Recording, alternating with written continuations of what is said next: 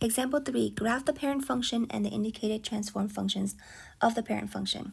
So first we have the constant function f of x equals 0. Remember that the graph looks something like this. All the y values equal to 0.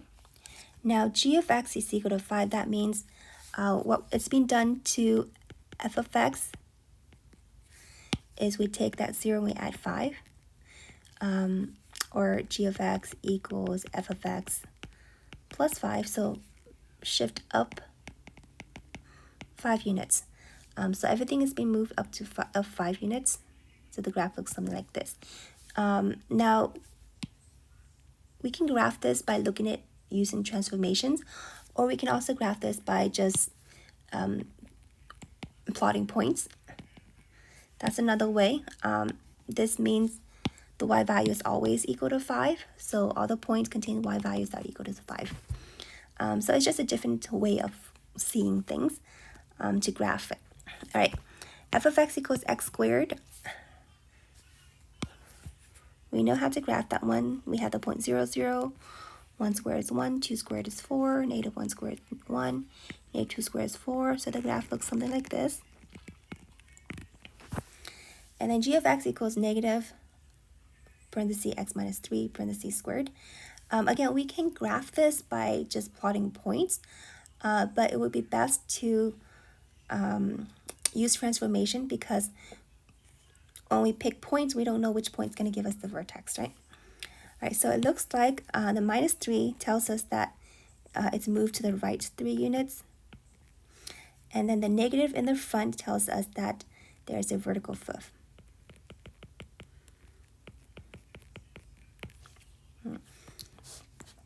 So what we're going to do is we're going to take that first. Let's take this vertex, which was 0, 0. And then we're going to perform right 3 vertical flip. So right 3, when we move it to the right, the x value is going to change to a positive 3. And then there's a vertical flip. So vertical flip, that makes the y opposite. Opposite of 0 is going to be 0 still. Let's pick the other points.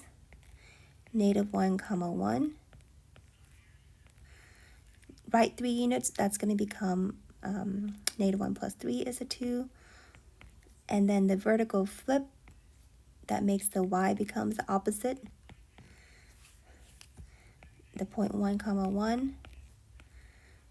Right 3 units, that's going to be 4, 1. And then vertical flip, the opposite y value. The other point, negative 2, comma 4. Right 3 units, negative 2 plus 3 is 1. And then vertical flip, the y value would become the opposite. Right 3 units, 5, comma 4. Vertical flip, y value is going to be opposite. All right, now let's plot the end results. So we have the point 3, comma 0, 2, negative 1, 4, negative 1, 1, negative 4, 5, negative 4. So the graph looks something like this.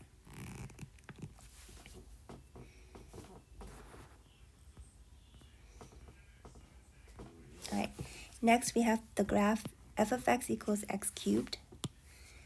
We know that the graph looks something like this: 0, 0, 1, 1, negative 1, negative 1, and the graph 2, 8. If we plug in the 2 into x, 2 squared is 8. Somewhere there, negative 2, negative 8. So the graph looks something like this. Now the g of x, 1/2 times x cubed. So this tells us that the graph is being compressed vertically.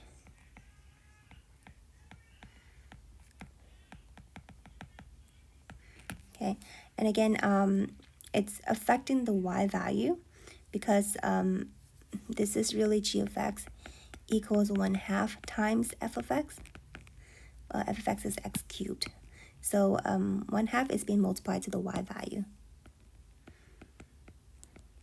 So we're going to pick those points. Let's start out with a -2, -8, and then -1, -1, 0, 0, 1, 1, and 2, 8. Let's see what happens. Again, because of the vertical compression,